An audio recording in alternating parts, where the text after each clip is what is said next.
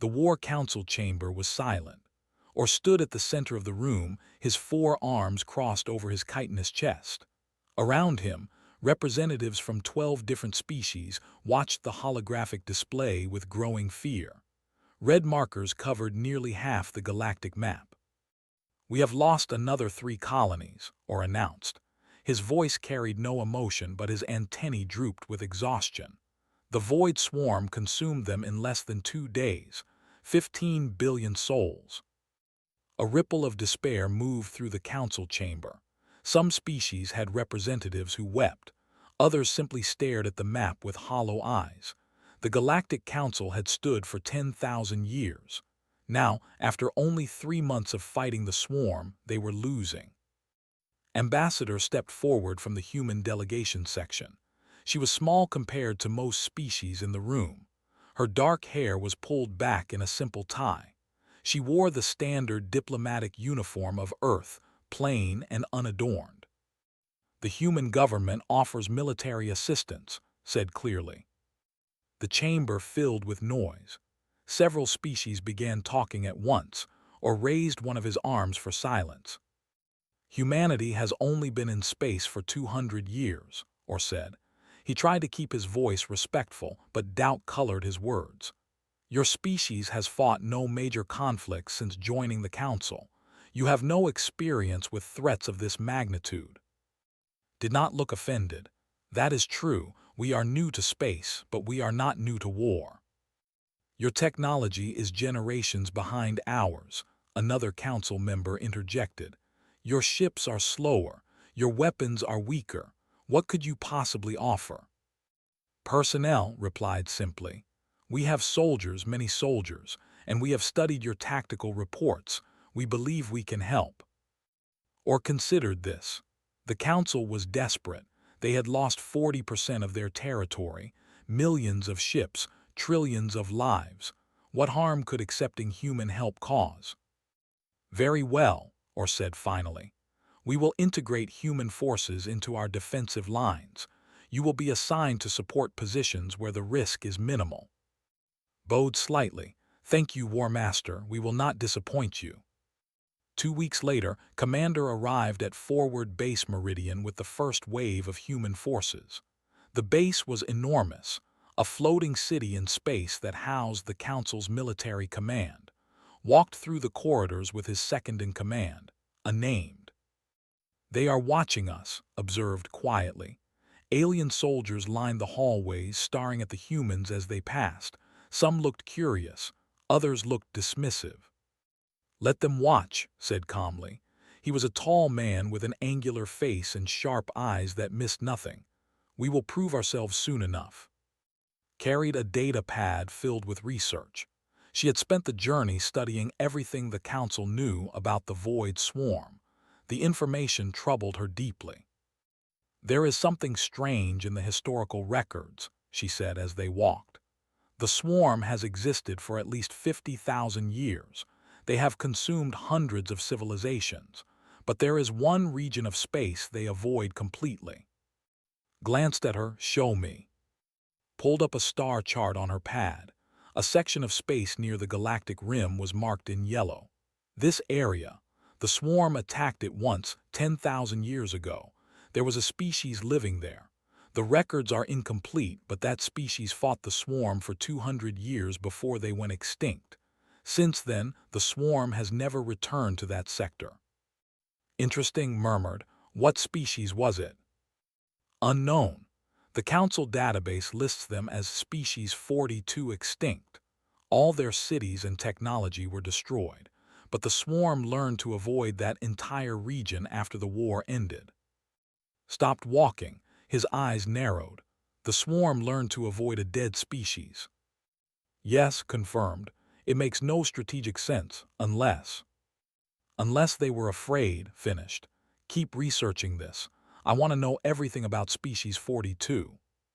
The briefing room was packed with Council military officers, or stood at the front, pointing at tactical displays. Sat with the human delegation, listening carefully. "The swarm will attack here," or indicated a star system on the map. "We will position our main fleet here and here. The human forces will hold this defensive position. He pointed to a location far from the expected fighting. Your job is simple. Protect the supply lines. Do not engage the swarm directly unless absolutely necessary. Stood up. War Master, with respect, I have reviewed your defensive strategy. I have some suggestions. The room fell silent. Several officers looked offended that a human would question Or's tactics. Speak, Or said, his tone neutral. Stepped forward and manipulated the holographic display. Your strategy assumes the swarm will attack from a single direction, but they are not bound by conventional physics. They could come from any angle.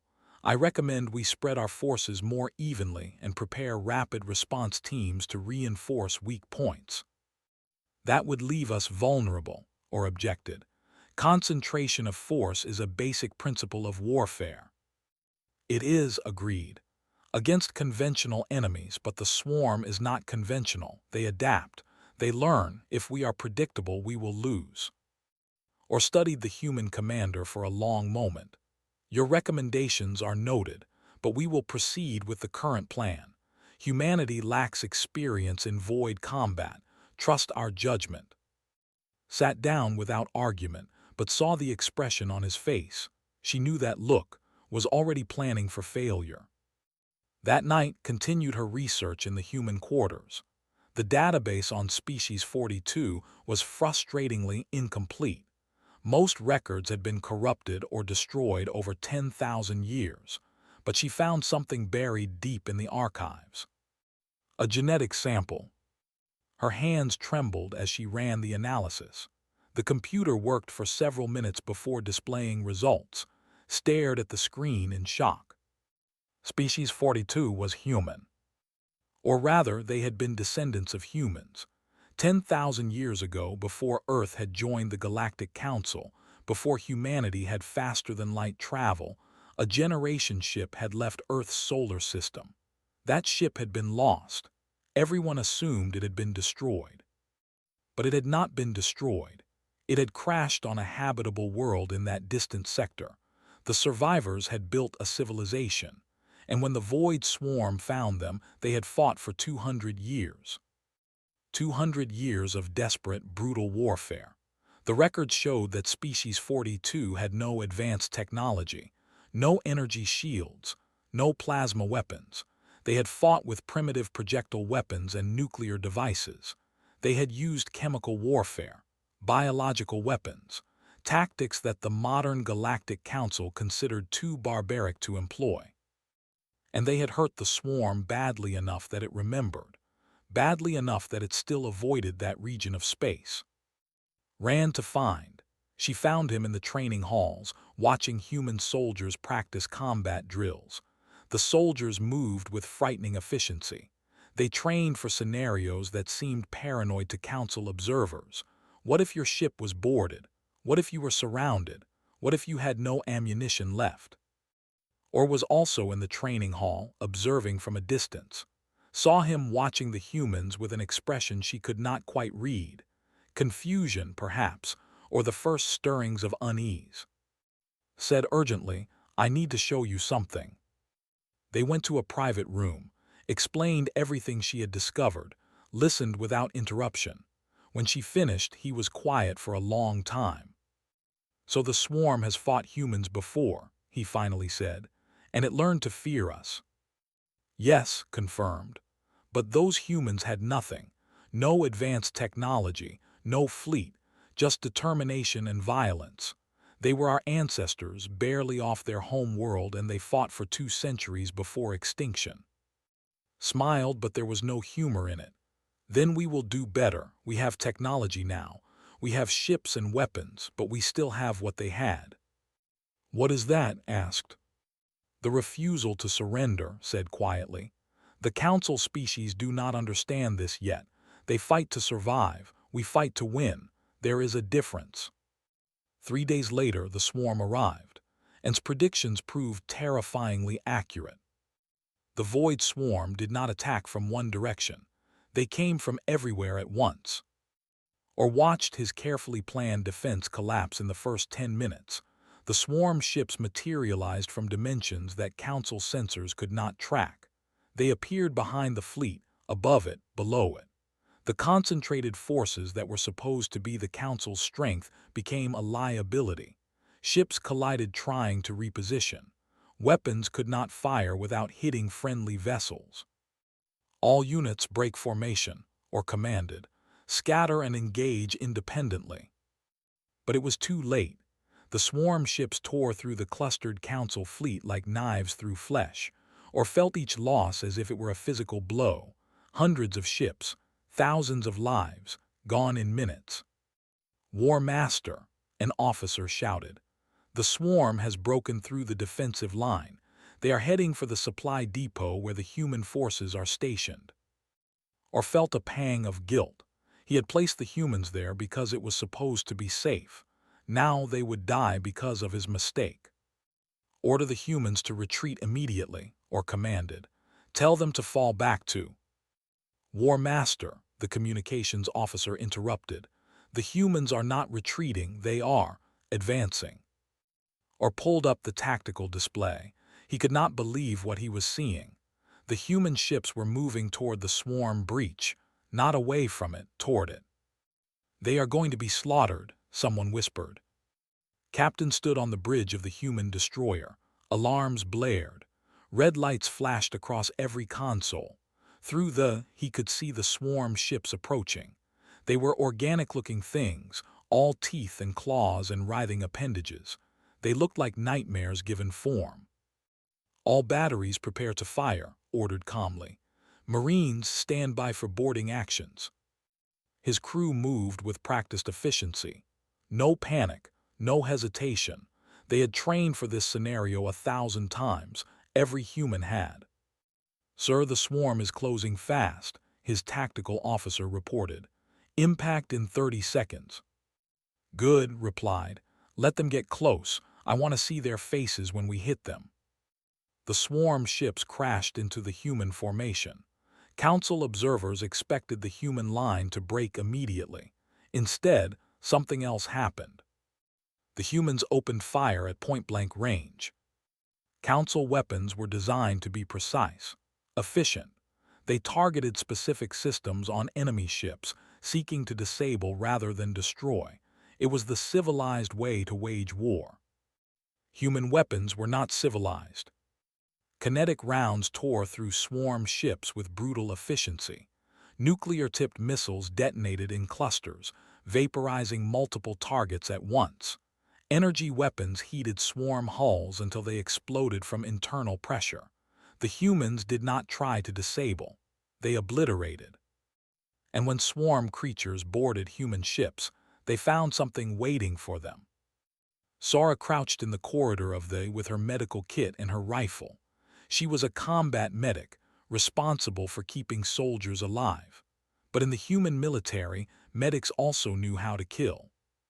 The bulkhead door exploded inward. Swarm creatures poured through. They were massive things, all armored carapace and razor-sharp limbs. They had destroyed countless civilizations. They had never known fear. Sora opened fire. Her rifle made a steady, rhythmic sound. Each burst took down a swarm creature. When her magazine emptied, she reloaded without looking, her hands moving on autopilot. Around her, human Marines fought with terrible efficiency. A council soldier named was pinned down nearby. He had taken shelter when the boarding began, paralyzed with terror. Now he watched in horrified fascination as the humans fought. They were not afraid, or if they were, they did not let it stop them. They moved forward into the teeth of the swarm assault. They used grenades at ranges that endangered themselves. They fought with knives when their guns ran empty. One Marine detonated his own armor's power core to take out a cluster of swarm creatures. Sora killed the last creature in the corridor and immediately began checking casualties. She found hiding behind a storage container. "Are you injured?" she asked. Stared at her. She had just killed a dozen swarm creatures. Her armor was covered in alien blood, and she was humming, actually humming a tune while she checked his vital signs. You are not afraid, whispered. Sora paused. She looked at him with dark, calm eyes. Of course I am afraid. Fear keeps you alive, but you cannot let it control you. How asked, how do you fight like that? Sora smiled. It was not a cruel smile, but it made shiver anyway. Practice, she said simply. Then she moved on to the next casualty. On forward base meridian, or watched the battle unfold with growing disbelief. The human ships were outnumbered 3-1. By all logic, they should have been destroyed. Instead, they were winning. No, not winning, dominating. The humans fought with a coordination that seemed impossible. When one ship was damaged, others covered it immediately. When swarm ships tried to flank, human vessels were already in position to intercept. It was as if they could predict the enemy's movements. How are they doing this? Or demanded. What technology are they using? His voice came over the communication channel.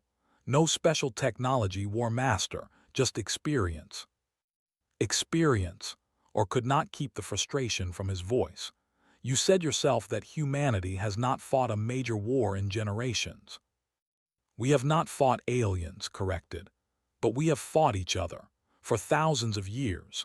Every tactic the swarm uses, we have seen before. Every strategy they employ, we have already countered. There is nothing they can do that humans have not already done to other humans. Or felt cold understanding creep through his mind. You have been fighting yourselves.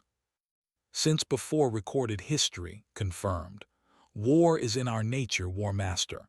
We did not have to learn it for this battle. We just had to remember it. Was in the research station whence words were broadcast. She was still digging through the archives on Species 42. What she found made her hands shake.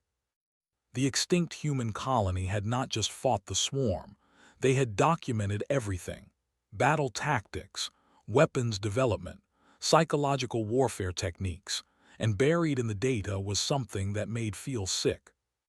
Species 42 had introduced the concept of acceptable losses to warfare against the swarm. They had calculated how many of their own people could die to achieve victory. They had sacrificed entire cities to slow the swarm advance. They had used biological weapons that killed their own people along with the enemy. And it had worked. The swarm had retreated not because Species 42 defeated them militarily, but because the psychological cost was too high. The swarm's collective intelligence could not understand beings who would destroy themselves to win. Pulled up current human military doctrine and felt her breath catch. The same concepts were there: acceptable losses, mutual destruction, victory at any cost. The human military had rules and ethics now, yes. They called themselves civilized, but beneath that thin veneer the old instincts remained. She needed to show, or the council needed to understand what they had invited into their war. The battle lasted 6 hours.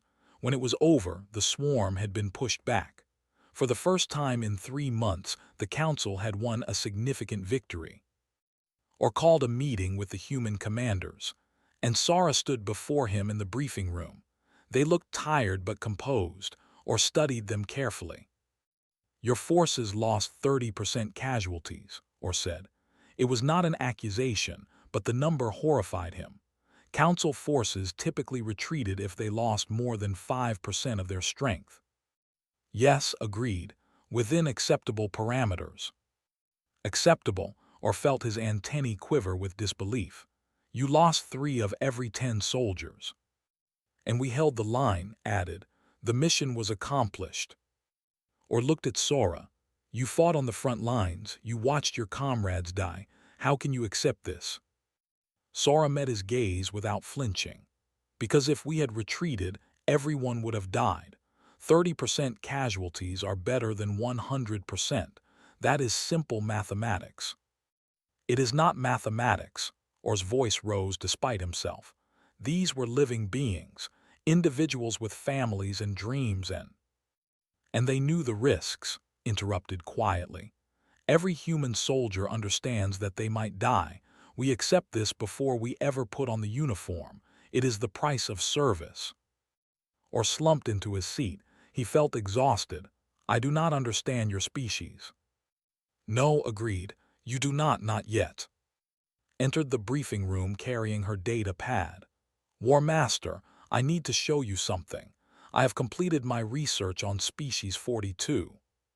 She presented her findings. The room fell silent as she explained. Species 42 had been human.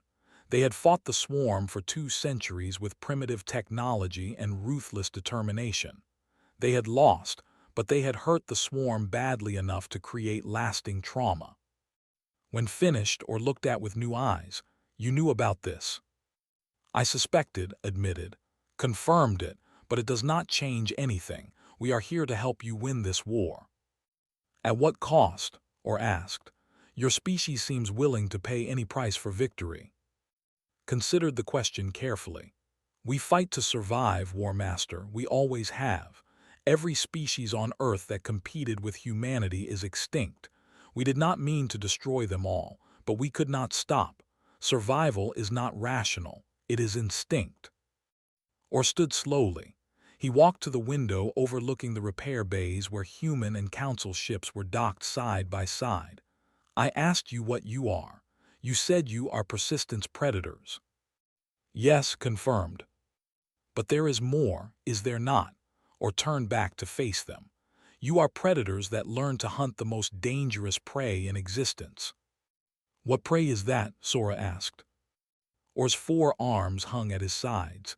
Yourselves.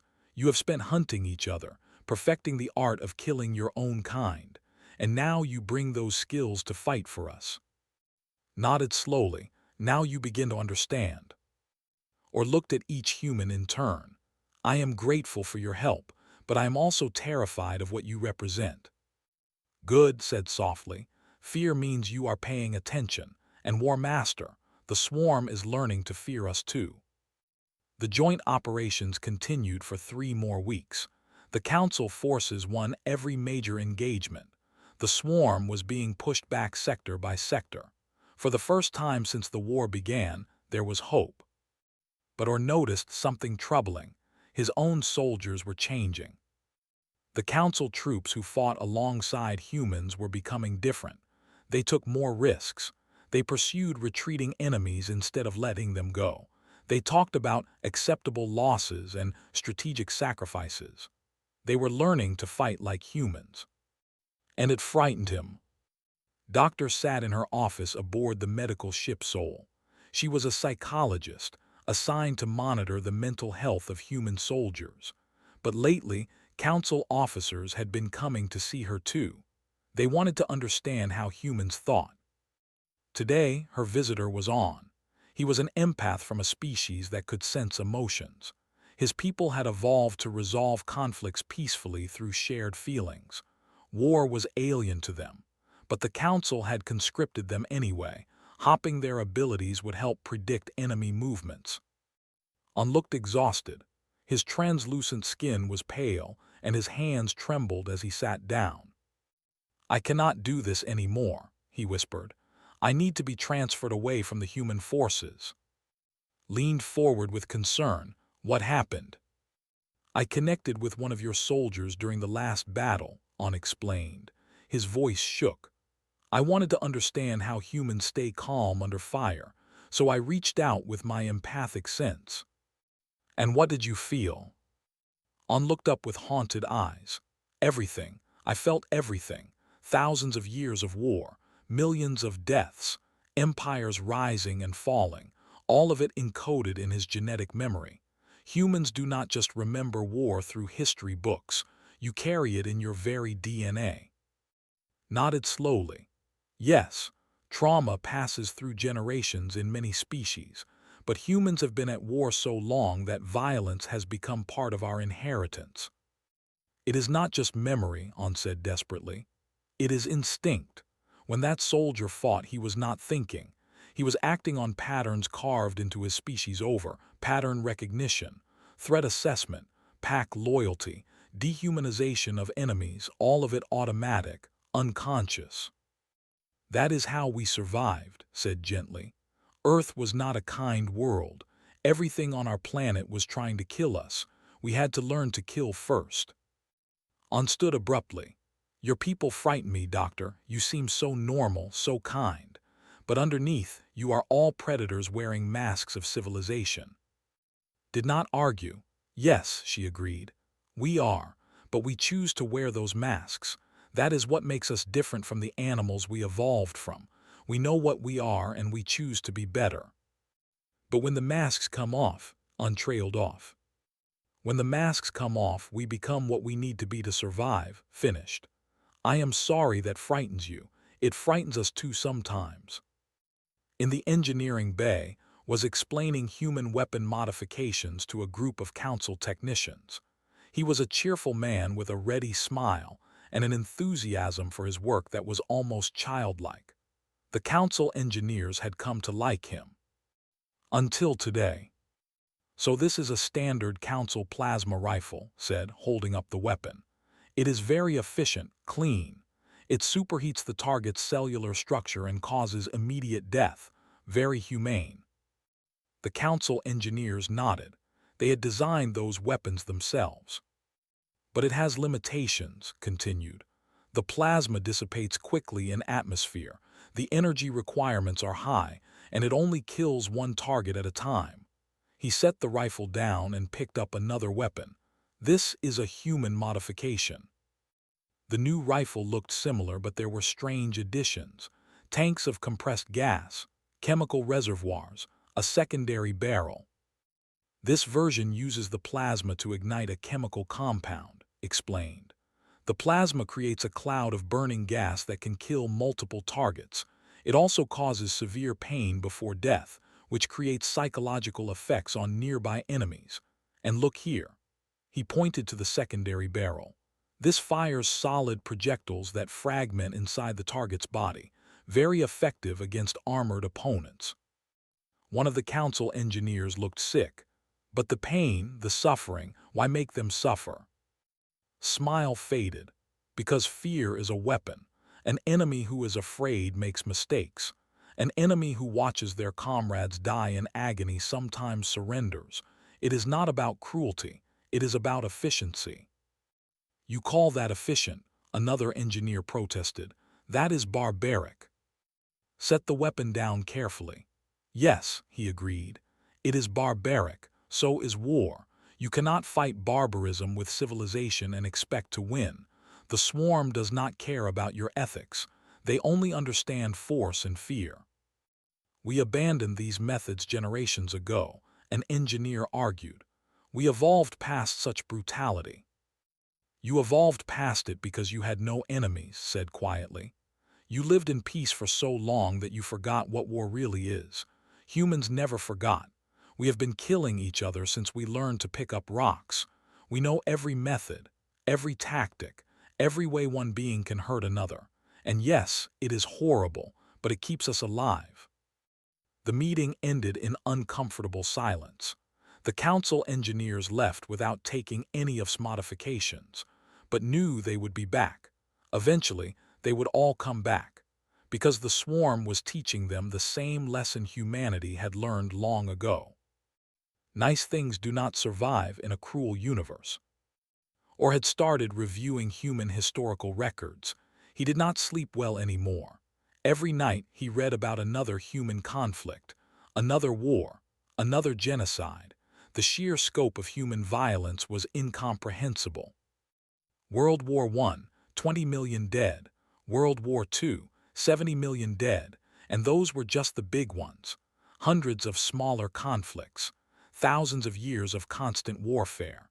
Humans had fought over territory, resources, religion, ideology, and sometimes for no clear reason at all. And they had survived all of it. Found him in the archive room at 3 in the morning. She had come to do more research on Species 42, but Or's presence surprised her. Cannot sleep, she asked gently. Or gestured at the screens around him. They showed images from human history, battlefields, ruins, mass graves. I am trying to understand, he said. How did your species survive this? Any one of these conflicts would have destroyed most civilizations, but humanity endured all of them. Sat down beside him. We survived because we adapted. Every war taught us something new. Every conflict made us stronger, not morally stronger, just more capable of surviving the next war. But why did you keep fighting? Or asked, why not make peace? We tried, said sadly. Many times, but peace is harder than war. Peace requires trust, understanding, compromise. War only requires fear and hatred, and those emotions come easily to humans. Or pulled up another file. I found something in your United Nations archives, a concept called mutually assured destruction. You built weapons that could destroy your entire planet, not just cities or armies, everything, and you aimed them at each other. Yes, confirmed. We call it mad, an appropriate name. Why would you do that? Or could not keep the horror from his voice. Why build weapons that could end your species? Because we thought if everyone could destroy everyone else, no one would start a war, explained. And it worked, sort of. We had peace for a while, the kind of peace built on the threat of total annihilation. That is insane. Yes, agreed. But it is also very human. We do not do things halfway. If we fight to win. If we build weapons, we build the biggest ones possible. If we threaten everything. It is excessive. It is paranoid, but it kept us alive. Or stood and walked to the window. Outside, human and council ships were conducting joint training exercises. I have been thinking about something said, that you are persistence predators. We are, said. Ancient humans hunted by following prey for days until the animal collapsed from exhaustion. We were not the fastest or the strongest, but we never stopped, never gave up. Eventually, everything runs out of energy, except us. And that is how you fight wars too, or realized. The council fights until the cost becomes too high. Then we negotiate, we compromise, but humans just keep going. You do not stop until there is total victory or total destruction. Met his gaze. Yes, that is our strength and our curse. We do not know how to quit.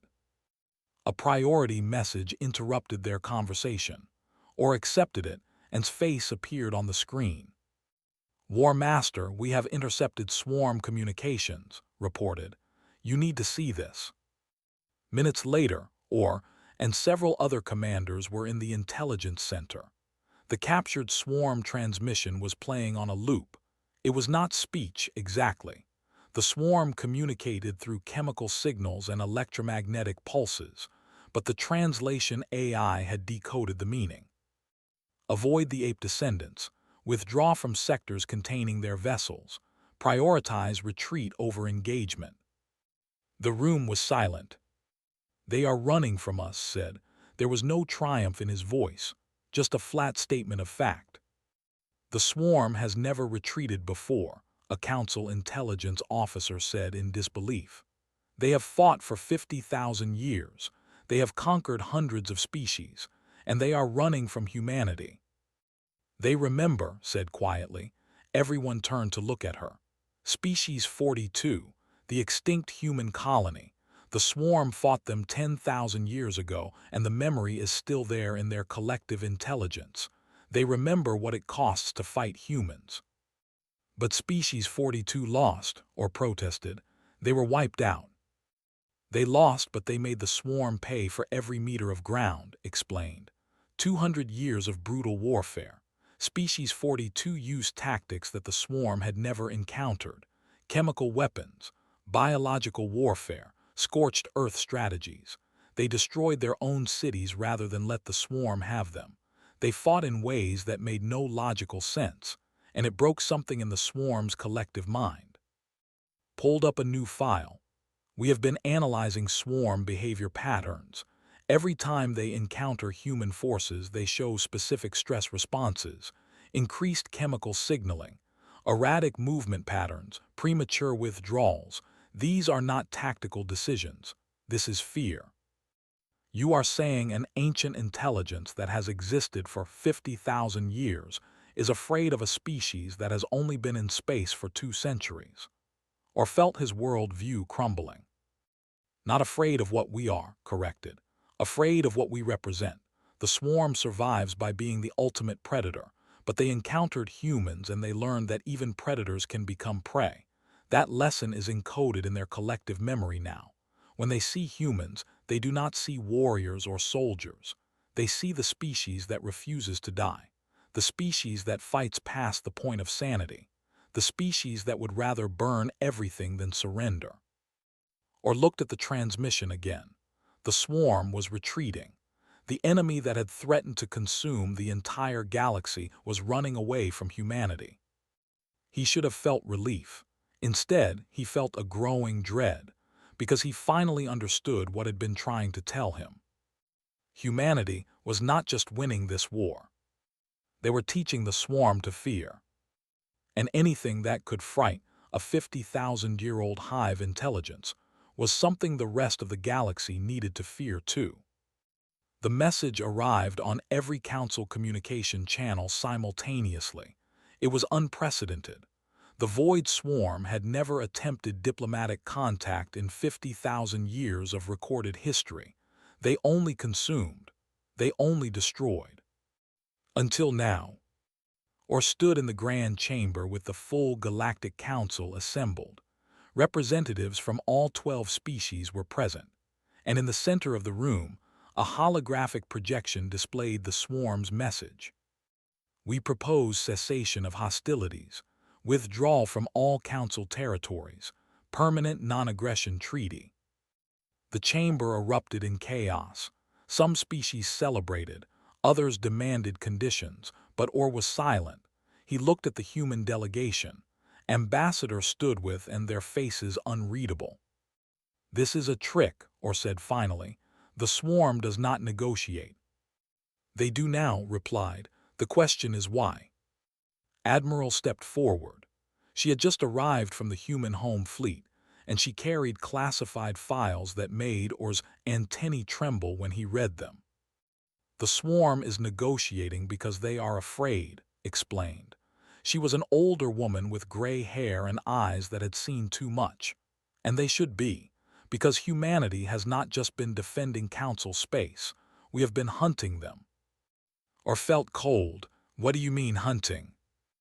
Activated a star map.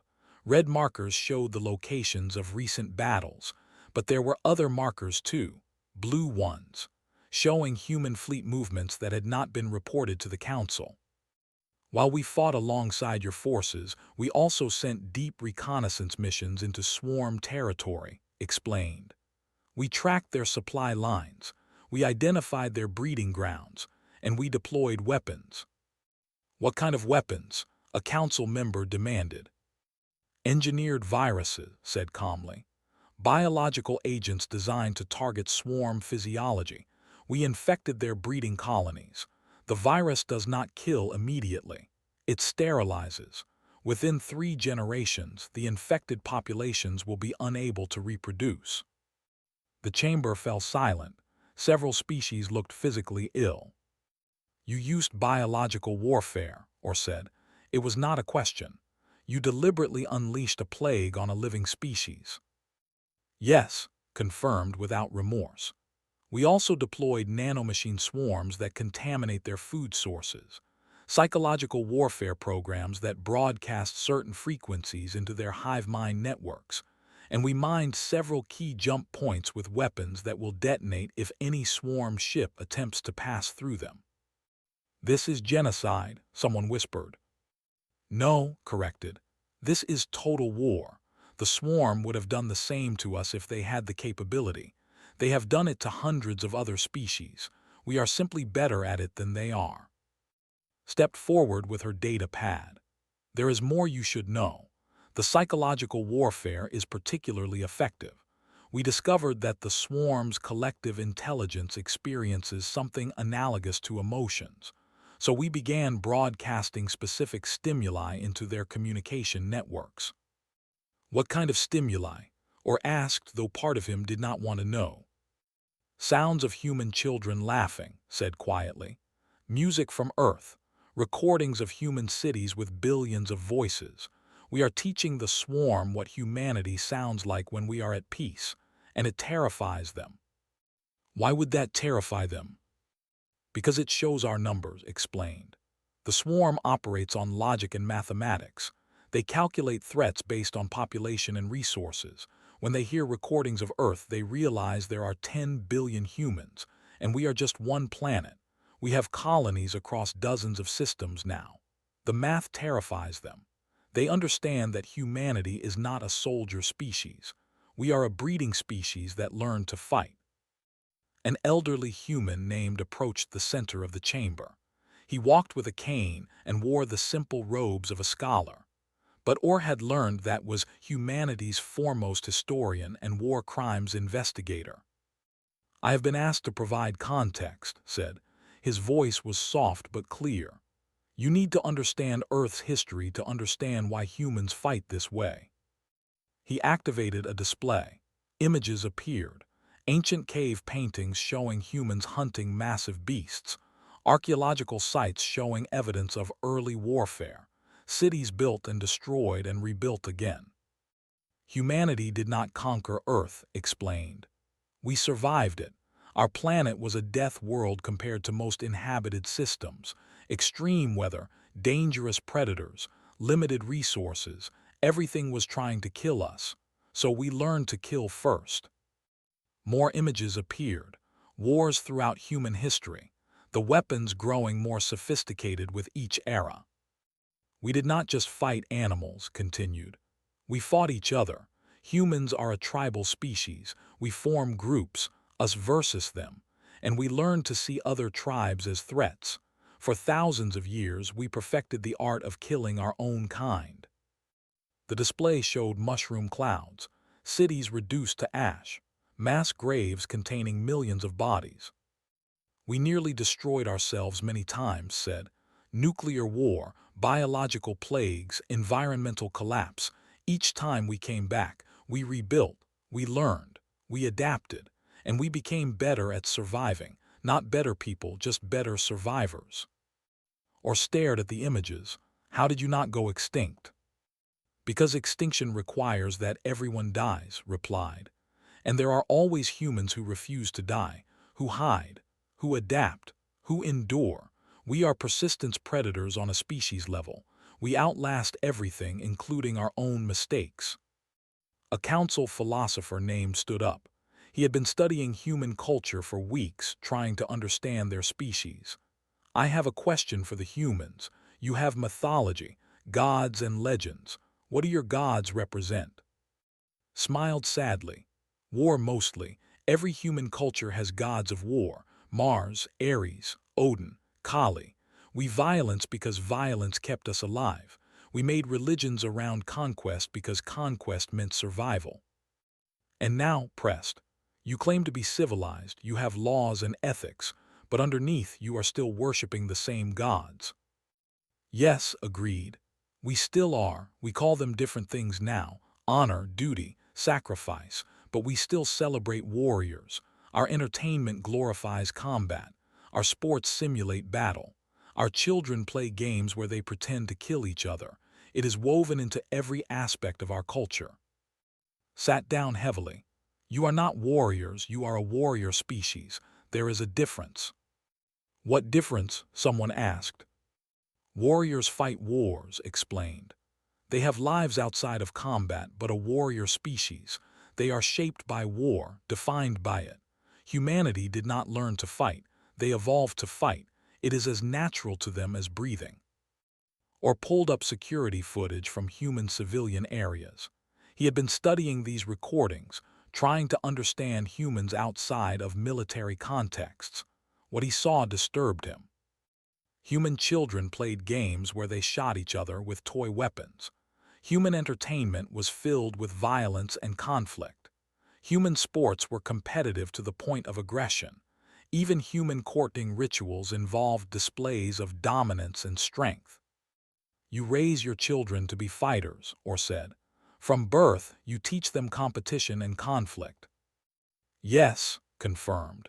Because the universe is not kind. We learned that lesson before we left Earth. We teach our children to compete because the ones who do not compete do not survive. Admiral brought up a new file. The Council needs to decide how to respond to the Swarm's offer. but you should know what humanity recommends. Which is, or asked, though he already suspected the answer. Rejection, said flatly. The swarm is offering to retreat from Council space, but they will go somewhere else.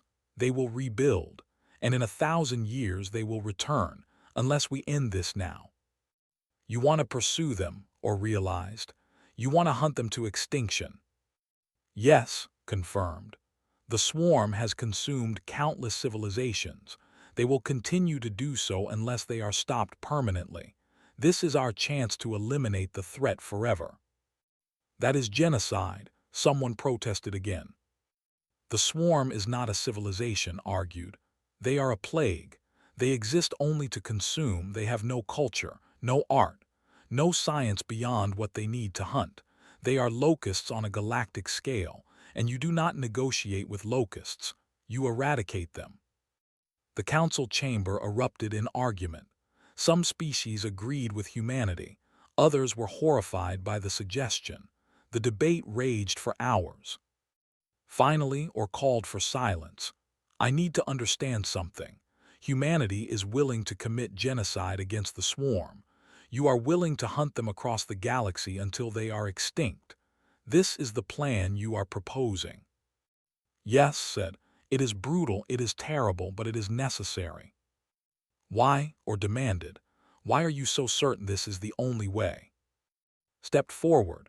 Because we have seen this before. On Earth there were other intelligent species. Neanderthals, Denisovans, Homo. They competed with humanity for resources, and now they are extinct. We did not mean to destroy them. We just could not stop. When two species compete for the same ecological niche, one always loses, and humanity never loses. But the swarm is not competing with you for Earth, or argued. They are leaving. They are offering peace. They are offering a temporary retreat, corrected. But their nature has not changed. They will rebuild. They will adapt. They will return stronger, unless we ensure they cannot. Or looked around the chamber. He saw the council species wrestling with an impossible choice. Accept the swarm's offer and live with a temporary peace, or embrace humanity's solution and become complicit in genocide. There must be another way, or said desperately. Spoke again, his old voice carrying across the chamber. There is always another way, but that way requires that you trust the swarm will keep their word, that they will change their nature, that they will never threaten you again. He paused. Humanity does not trust these things because we know what we would do in the swarm's position. We would retreat. We would adapt. We would return because that is what predators do. So you judge them by your own nature, or accused. Yes, agreed, and we are usually right. The council voted. It was close, but in the end they decided to accept the swarm's offer of withdrawal. Humanity would not be permitted to pursue the swarm beyond council borders. The human delegation accepted the decision without argument, but or saw something in their eyes, understanding, patience. As the council session ended, or caught up within the corridor. You are not angry about the decision, or observed. No, agreed. The council made their choice, we will respect it. But you think we are wrong. Stopped walking. Yes, in 1,000 years the swarm will return. They will be stronger, more prepared, and you will wish you had listened to us today. And if you are wrong, or challenged, if the swarm keeps their word and never returns. Smiled, but there was no warmth in it. Then we will be the monsters who wanted to commit genocide for no reason. We will be the villains of history, and maybe that is what we deserve. He paused. But at least your children will be alive to judge us. Or watched the human commander walk away. And for the first time, he understood why even gods might tremble before humanity, not because of their power, not because of their weapons, but because humanity made choices that gods feared to make. They accepted the burden of terrible decisions. They became monsters so others did not have to. And they did it without hesitation. The treaty was signed 3 days later.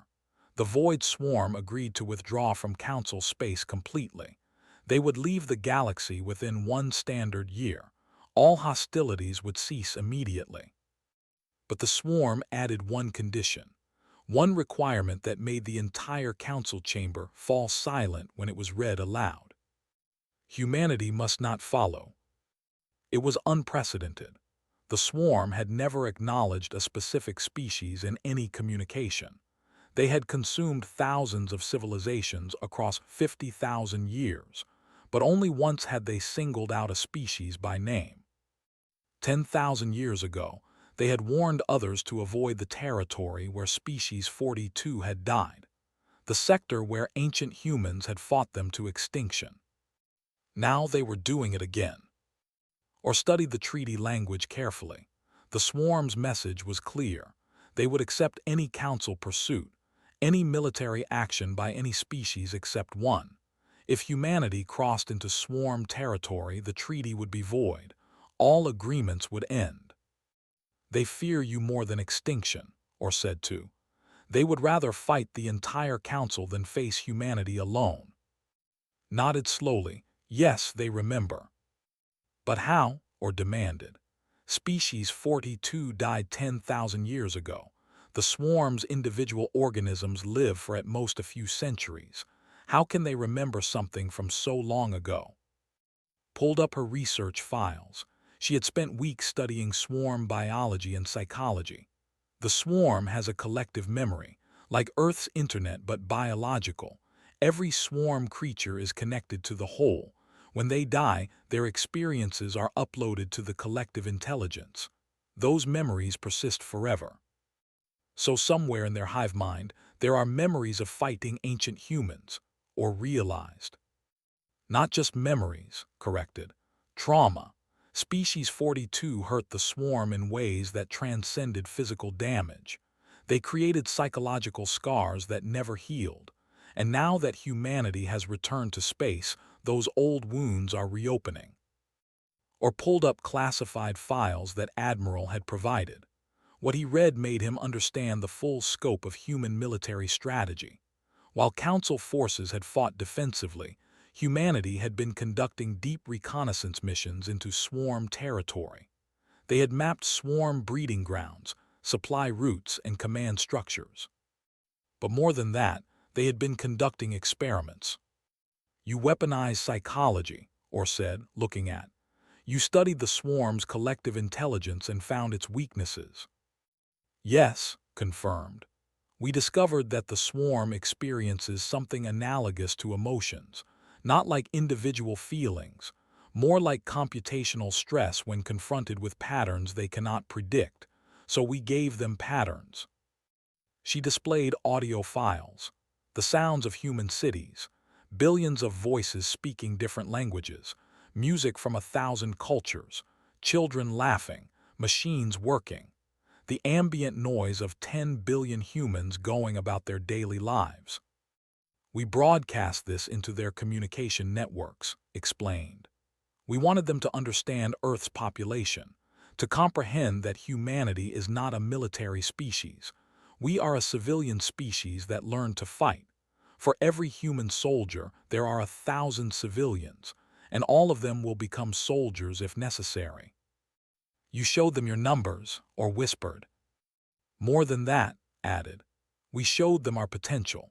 The swarm thinks in terms of available combat forces, but humanity thinks in terms of total population. Every human is a potential weapon. Every city is a potential fortress. Every civilian is a soldier waiting to be armed. The swarm's mathematics broke when they tried to calculate what fighting humanity would actually cost. Or accessed another file. This one showed human civilian infrastructure, factories that could be converted to weapons production in days, hospitals that could become military triage centers, schools that taught basic tactical thinking to children, transportation networks designed to evacuate entire cities or deploy armies. Your entire civilization is militarized, or said, not overtly, but the capability is always there, hidden beneath normal life. Every human civilization has been this way, said. He had joined the meeting to provide historical context. We call it total war doctrine. In times of crisis, every resource, every person, every building becomes part of the war effort. We learned this concept through painful experience. World War II, the Cold War. Every major conflict taught us to blur the line between military and civilian. Is there a line anymore? Or asked. Yes, insisted. We maintain the distinction because we choose to. We have rules of war, ethics, limitations, but in a true existential crisis those rules can be suspended. That is the terrifying part. We know we can become monsters. We choose not to be. But that choice is always temporary, always conditional. The treaty signing ceremony was brief. The swarm sent no representative. They simply transmitted their agreement and began the withdrawal. Within days, swarm forces started pulling back from contested territories. Within weeks, they had abandoned all council space. The war was over. The council celebrated. There were festivals on a dozen worlds. Songs were written. Monuments were built. The swarm, the ancient terror that had threatened the galaxy for 50,000 years, was gone. But Orc could not celebrate. He had seen too much, learned too much. 1 month after the treaty, Orc called a private meeting with the human leadership. They met in a secure chamber aboard Forward Base Meridian. No recording devices, no observers. I need to know the truth, Orc said. Did you ever intend to honor the treaty? Met his gaze steadily. Yes. The council decided to accept the swarm's withdrawal. We will respect that decision. But you have contingency plans, Orc stated. I have seen your deep reconnaissance data. You have mapped every swarm colony. You have weapons positioned at strategic locations. You could execute a complete extermination campaign if you chose to. Yes, agreed. We have those plans. We created them in case the council decided differently, or in case the swarm breaks the treaty. And you will maintain those capabilities, or guessed. Forever, confirmed. The swarm will never be safe from humanity, not truly. We will always have the capability to destroy them. That is our insurance policy. Or slumped into his chair. You are keeping them hostage with fear. We are ensuring they never threaten the galaxy again, corrected. The Council chose mercy. We respect that. But we also ensure that mercy does not become weakness. The swarm will know that humanity is always watching, always ready, and if they ever return, we will not ask for permission again. You are not defenders, Or said quietly. You are wardens, jailers keeping the swarm imprisoned by threat alone. Yes, agreed. Is that so different from what the Council tried to do with military force? We are just more efficient. We broke their will to fight. They will never challenge Council space again because they fear humanity too much. Or stood and walked to the window. Outside, the galaxy seemed peaceful, but he knew the truth now. Peace was not the absence of violence. It was the threat of violence held in reserve. Humanity had taught him that lesson. Do you know what frightens me most? Or asked. Not your weapons, not your tactics. It is your calm acceptance of what you are. You know you are capable of genocide, you acknowledge it, you plan for it, but you do it without guilt or shame. It is just practical to you. We feel guilt, Sora said softly. She had been quiet during the meeting, but now she spoke. Every human soldier carries guilt. We know what we are capable of. We know the cost of our choices, but we also know that survival sometimes requires terrible decisions. Would you prefer we made those decisions while lying to ourselves about what they mean? I do not know, Or admitted. I honestly do not know. Years passed. The Council rebuilt. Trade routes reopened. New colonies were established in territories the swarm had abandoned. Life slowly returned to normal. But the Council military academies changed, Or found himself teaching tactics to the next generation of Council officers, and his curriculum included human military theory, not because he wanted to, but because he had to. The galaxy had learned a lesson from the swarm war. Nice civilizations did not survive encounters with predators. Ethical warfare did not work against enemies who had no ethics. The Council had spent 10,000 years forgetting these truths. Humanity had reminded them. Commander retired from active service and also became an instructor. His first lecture to new Council officers was simple and direct. The greatest weapon is not technology, it is will. The side that refuses to quit, that accepts any cost, that becomes whatever it needs to become to survive, that side wins. Always. The swarm learned this. You must learn it too. One student raised a limb. But Commander, this means becoming like humanity, becoming predators ourselves. No, corrected. Humanity did not choose to be predators. Earth made us predators. We adapted to survive our world just as you adapted to survive yours. The difference is that Earth was than your worlds. It taught us harder lessons. But you can learn those lessons now in peacetime with teachers, or you can learn them the hard way when the next crisis comes. And there will be a next crisis. The universe is not kind. The lecture hall was silent. I will teach you human tactics, continued. Human strategies, human ways of thinking about conflict. But I will also teach you this. Knowing how to be a monster is not the same as being a monster. We teach you violence so that you can choose peace from a position of strength. That is the real lesson, not how to fight, but why to fight, when to fight, and when to choose mercy instead. 5 years after the war ended, Orr and met for drinks at an observation lounge. Through the transparent walls, they could see a human colony below. The planet's surface was covered with cities that glowed in the night. Billions of lights, billions of lives. How many humans are there now? Orr asked. 43 billion across all colonies, replied. We breed quickly. It is a survival trait from Earth. High population means high survival odds. Or watched children playing in a park below. Human children laughing and running. They looked so innocent, so harmless. Should I be afraid of them? Or asked quietly. Considered the question seriously. Only if you forget what they also are. Those children will grow up to be artists and scientists and teachers. Some will become soldiers, but all of them will carry the same capacity for violence that won the war, the same refusal to surrender, the same persistence. But they will choose mercy. If they can, said. Humanity has changed since Earth. We have seen the galaxy. We have met other species. We have learned that cooperation is stronger than conflict, but we have not forgotten what we are. We are the species that survived Earth, that survived ourselves, that made gods tremble not through power but through choice. Choice, or repeated, that is the word you keep using. Because it is the most important word, explained. Gods can only act according to their nature. They have no choice. They are what they are, but humans are different. We can be predators or protectors, monsters or heroes, destroyers or builders, and we choose every day which one to be. That flexibility, that uncertainty, that is what makes us dangerous. And what makes you valuable, or added. You chose to help the Council. You could have stayed neutral. You could have let the swarm destroy us, but you chose to fight beside us.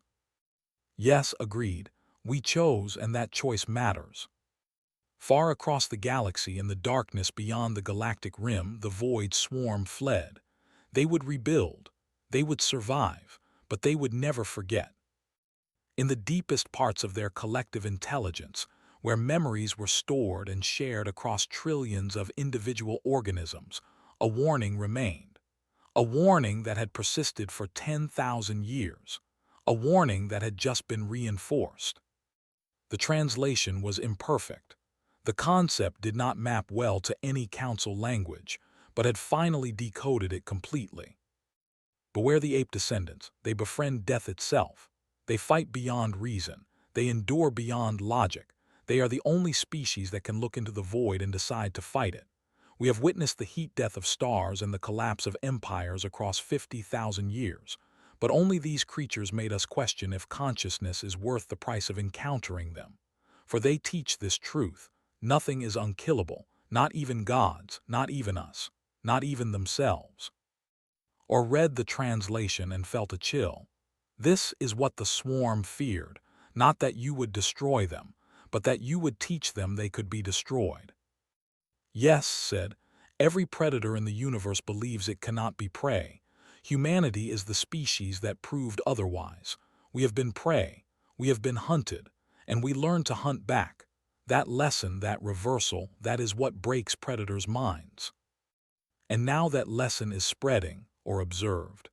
The council species are learning human tactics, human strategies. We are all becoming more like you. Is that bad? Asked. Or was quiet for a long time. Finally, he said, I do not know, but I know this. The galaxy is safer because humanity chose to protect it rather than conquer it. And that choice, that moment of mercy when you could have taken everything, that is what gives me hope. Hope for what? That God should tremble before humanity, or said slowly. Not from fear of your power, but from the example you set. You showed the universe that the most dangerous species can also be the most compassionate, that the greatest predators can choose to become protectors. That is a lesson gods need to learn, because power without choice is just tyranny, but power with choice, power that can destroy but chooses mercy, that is something divine. Smiled, you understand now. Yes, or agreed. I understand why even gods tremble, not because humanity is strong, but because humanity proves that strength is meaningless without wisdom, that survival is worthless without compassion, that being able to destroy everything gives meaning to the choice to protect anything. Below them, the human children continued playing, innocent and harmless in this moment, but carrying within them the potential for both salvation and destruction, and choosing every day which one to become. That choice, more than any weapon, was what made humanity truly dangerous and truly valuable. The universe would remember this war, not for the battles won or lost, but for the moment humanity taught the galaxy that mercy was not weakness. It was the ultimate power. The choice not to kill when you could. The decision to protect when you could conquer. The wisdom to know that the greatest victory was not dominance. It was choosing peace from a position of absolute strength. That was why gods trembled. Not from fear, but from understanding.